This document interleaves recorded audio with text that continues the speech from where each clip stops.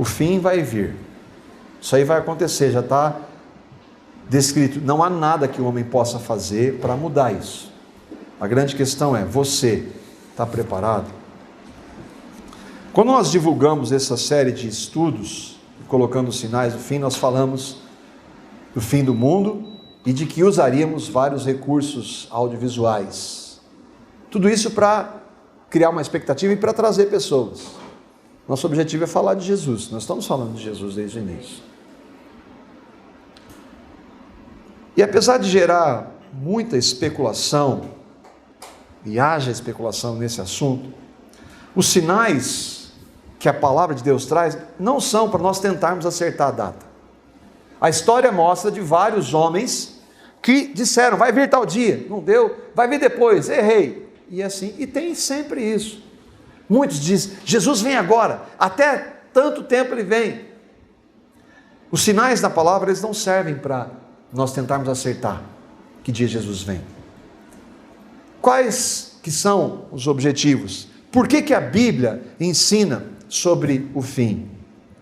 O primeiro é para manter a esperança daqueles que creem. Jesus disse isso em Lucas 21, 28.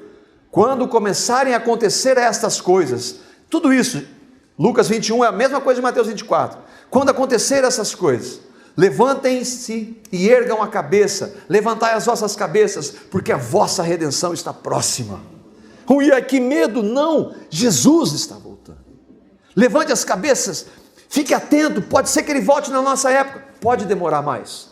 Nós não vamos determinar dia, mas se ele voltar, quem sabe ele volte agora. Essa é a esperança, por isso que a palavra fala. E nessa esperança, ela deve o quê? Transformar as nossas vidas. Agora é o seguinte, vamos fazer um estudo de uma semana sobre quando Jesus vem. E eu vivo a minha vida como se não fizesse diferença nenhuma.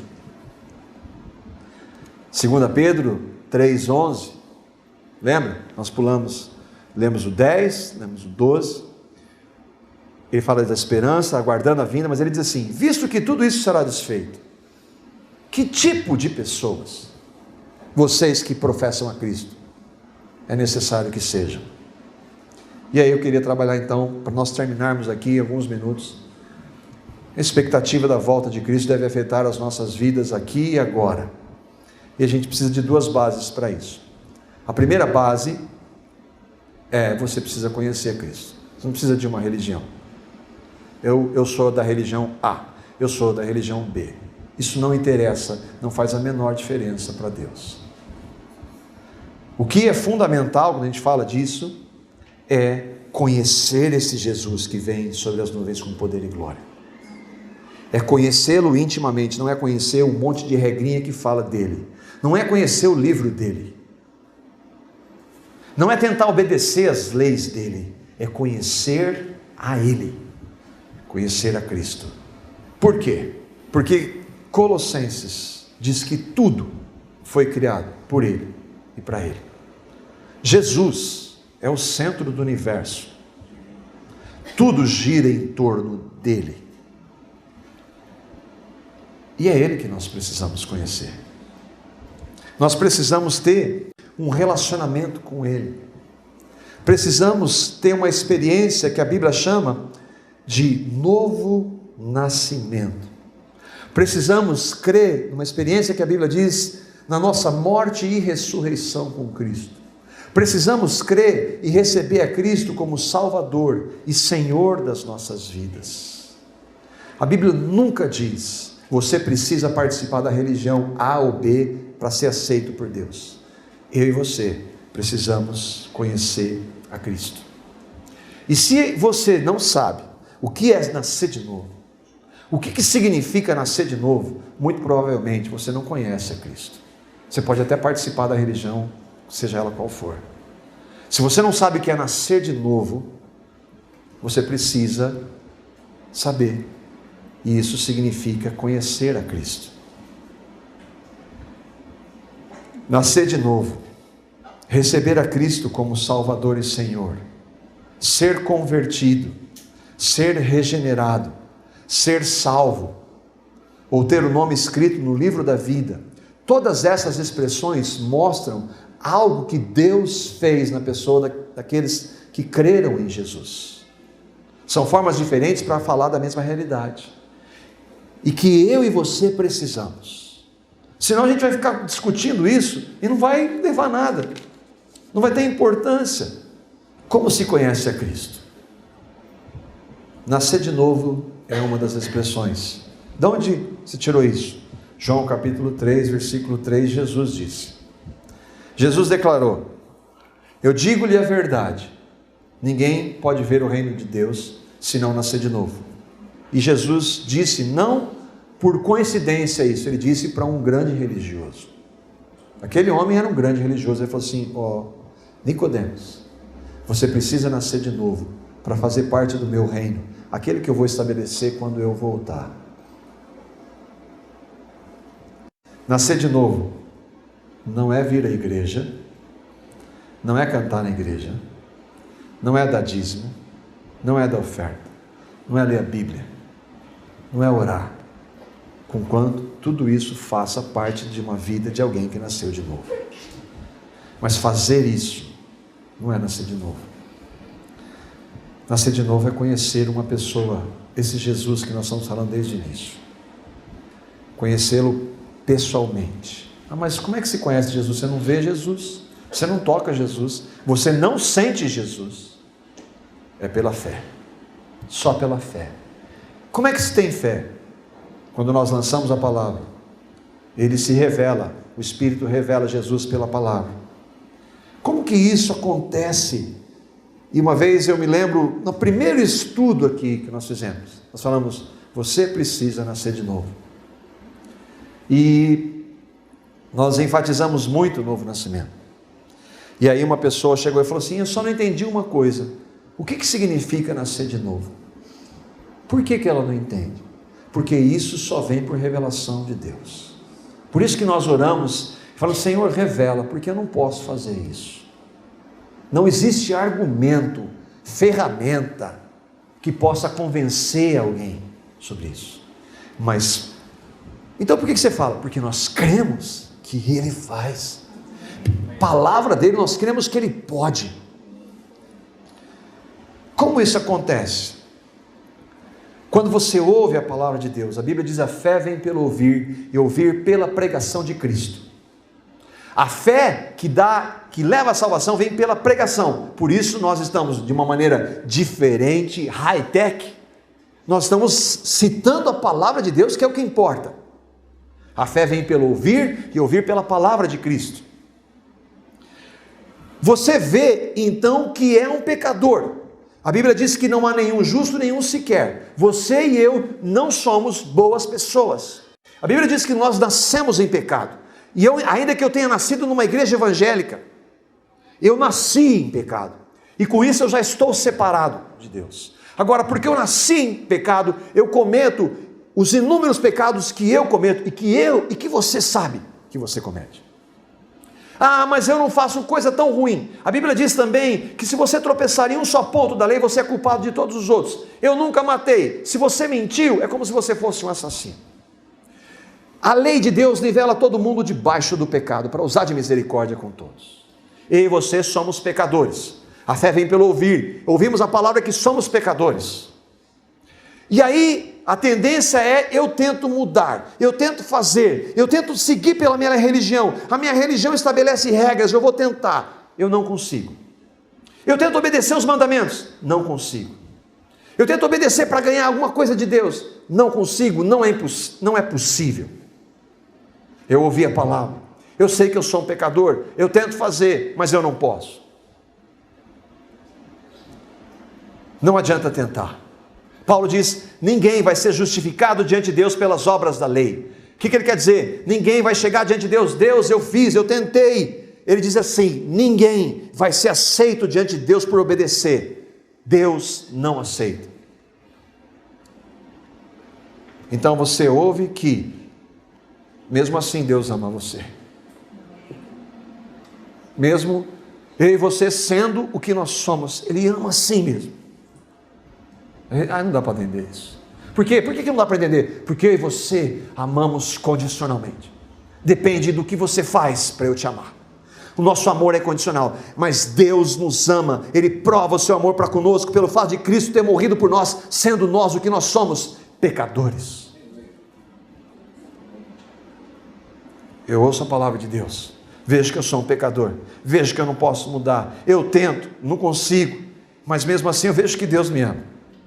E aí eu vejo que lá na cruz, Ele que sem pecado, Cristo Jesus, veio como manifestação de Deus em carne, e lá na cruz, Ele levou o meu pecado, levou o seu pecado, levou todos os nossos pecados, no sangue que Ele derramou, Ele nos purifica de todos os pecados, na ressurreição Ele nos dá uma nova vida. Eu vejo que a palavra de Deus diz isso, por mim.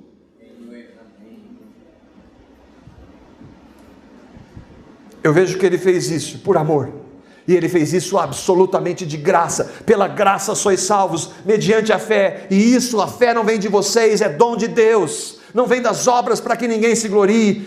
Deus deu o seu Filho por amor, de graça, por pecadores que não querem, não buscam, não têm condição. Você é tomado por um profundo arrependimento de quem você é, do que você fez e faz.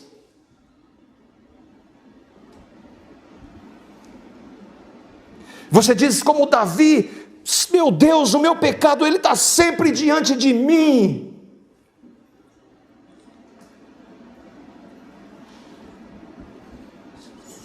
Mas ele diz: eu amei você, sendo que você é. Eu paguei o seu pecado lá na cruz. Não importa o que você tenha feito, quantos pecados você tenha cometido, eles já foram levados lá na cruz, no meu corpo santo, sem pecado. Você é movido pelo Espírito Santo e crê. Meu Deus, eu creio nisso. Cristo é a minha vida, é o Senhor e Salvador da minha vida.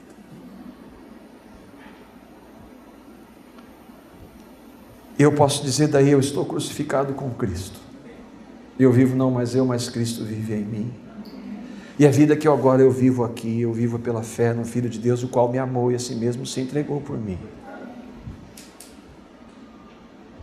Isso é nascer de novo. Você crê nisso? Você tem certeza disso? Uma vez eu conversava com um jovem, e ele não entendia isso. Cresceu na igreja, participou de acampamentos de jovens, fez muita coisa, mas ele não sabia. Eu falei assim: querido, chega para Deus, fala com as suas palavras. Meu Deus, eu quero saber, eu quero isso para a minha vida. A única oração que você deve fazer: meu Deus, revela para mim o que Cristo fez, revela o novo nascimento. Se você não sabe, isso que a gente está dizendo aqui, que está lendo a palavra, você não entende, fala: meu Deus, eu quero isso para mim. Se você falar isso, já é Ele tratando. Se isso aconteceu na sua vida, você nasceu de novo. Agora, e para nós que nascemos de novo? Como é que nós andamos com Cristo? Porque se eu nasci, eu ouvi tudo isso, que Jesus fez por mim, que me amou, sendo o que eu sou. Eu quero andar com Ele. Eu desejo viver para Ele. Não importa o que os outros digam, me chamem de religioso, fanático. Eu quero viver para o meu Senhor e Salvador. A esperança da volta de Cristo me leva a viver para Ele. E aí o texto que nós lemos o versículo 10, o dia do Senhor vai vir, lembra? Como ladrão, no qual os céus passarão com grande estrondo, os elementos ardentes se desfarão, a terra e as obras que nela há se queimarão.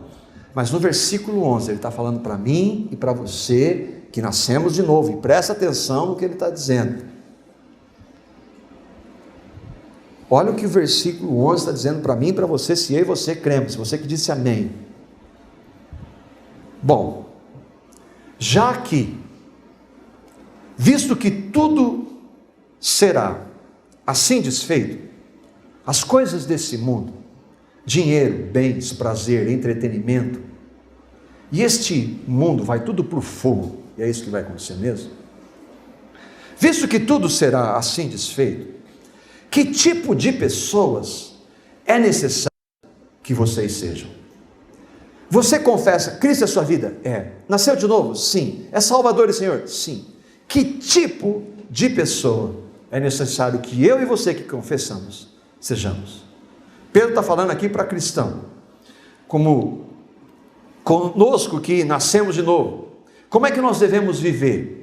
Em todas as áreas da vida. Como é que você que confessa a Cristo trata o seu cônjuge, os seus pais, os seus filhos, os seus empregadores, o seu empregador, os seus funcionários? Como é que você trata? Como é que você se porta como aluno? Como é que você se porta como motorista? O que você vê, ouve, canta, fala? Onde você investe o seu tempo e dinheiro? Que tipo de pessoas é necessário que eu e você que confessamos a Cristo sejamos? E aí ele diz: vivam de maneira santa e piedosa. Santo, todo mundo já está cansado de ouvir. Santo é separado. Separado do quê? De tudo isso que não agrada a ele. Santo é andar em comunhão com o santo. Quanto mais comunhão com o santo, menos das coisas que o santo não quer. Piedosa. Piedade é uma vida que naturalmente se expressa em reverência a Deus, em temor a Deus. E é dessa forma que a gente deve viver. Ele está dizendo: vivam de maneira santa e piedosa, esperando o dia de Deus, que nós vimos. Como é que nós devemos viver esperando a volta de Cristo? Vamos especular sobre a volta de Jesus? Não, vamos viver na esperança. Uma vida que glorifique o nome dele. Que as pessoas possam ver que nós amamos a Cristo mais do que tudo e todos. É isso que ele está dizendo. Por que viver assim? Porque não vai ter mundo na nova realidade. Não vai ter mundo. Não vai ter prazeres do mundo. Vai ter Cristo. Se eu amo a Cristo, eu quero estar com Ele, quero andar com Ele. Quero andar com aqueles que creem nele. Quero viver para a glória dele. Porque eu vou passar a eternidade com ele. Se eu amo o mundo, qual a minha relação com ele? Versículo 13. Mas nós, os que nasceram de novo, segundo a sua promessa, aguardamos novos céus e nova terra, o reino de Jesus. João 3. Quem não nascer de novo não pode ver o reino de Deus. É claro que o reino já começou na vida daqueles que creem aqui, mas há um reino físico que ele vai estabelecer. Nesse reino habita a justiça. E aqui eu pesquisando, no original, justiça é o termo do Novo Testamento que significa aprovação de Deus. Refere-se ao que é considerado desejável, certo ao Senhor, que é aprovado aos seus olhos. Lá só tem aquilo que agrada ao Senhor. Justiça. Por isso, amados, aguardando essas coisas, que coisas? Tudo isso que nós tratamos durante esses tempos, esse tempo aqui. Procurai, imperativo, procure com diligência, com zelo, com cuidado. Eu e você não temos capacidade em nós, mas o Cristo que habita em nós nos capacita a procurar. Procurar o quê, Pedro? Que dele. Por isso que a capacidade é dele. Procurar que dele, que ele aí é Cristo. Nós sejamos achados imaculados, sem nenhuma mancha moral, não impecáveis. Cristãos não são impecáveis, nós pecamos. Nós erramos, por isso que nós temos as misericórdias que se renovam, por isso que nós temos que orar a Ele: Pai, perdoa os meus pecados, e buscar nele, andar nele, para que Ele venha tirar aquilo que não é da vontade dEle. Sejamos achados imaculados e irrepreensíveis, uma vida de testemunho, de santidade, em paz. Para que a gente está falando dos sinais do fim? Com um objetivo, com dois objetivos. Para você que ainda não crê, entrega a sua vida a Cristo. Diga: meu Deus, eu sei que eu sou isso que o Senhor disse. Eu não posso mudar, mas eu recebo pela fé o que Cristo fez. E para mim, para você que cremos, nossa oração é: Senhor, eu quero viver na expectativa da sua volta. E isso significa que eu quero andar com o Senhor, andar na sua presença, andar em espírito, cheio do teu espírito, cheio das tuas coisas, pensar nas coisas que são do alto, não nas daqui da terra, onde Cristo está. Para alguns isso é fanatismo. Eu creio que isso é Cristo crucificado. Oh Pai, nós só podemos te chamar de Pai por causa de Jesus, Pai. Oh Pai, obrigado por ter enviado o teu único Filho por nós. O Espírito Santo, obrigado por ter revelado essa verdade. O Espírito Santo, revela Cristo por tua graça e misericórdia.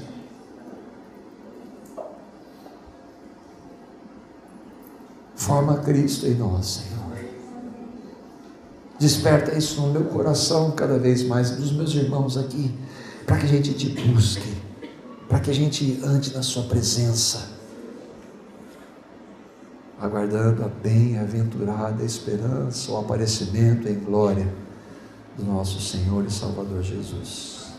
Amém.